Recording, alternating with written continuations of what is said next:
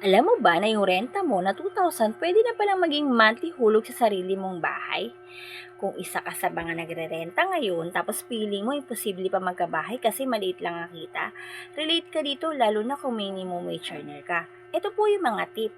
Una, tigilan mo na yung mindset na kailangan malaki yung sweldo bago magkabahay. Pangalawa, gamitin mo yung pag-ibig housing loan kasi design ito para sa mga empleyado na kagaya natin. Pangatlo, mas matipid maghulog ng bahay kaysa sa renta ng walang malit. Kaya kung magbabayad ka rin lang buwan-buwan, bakit hindi na sa sarili mong bahay?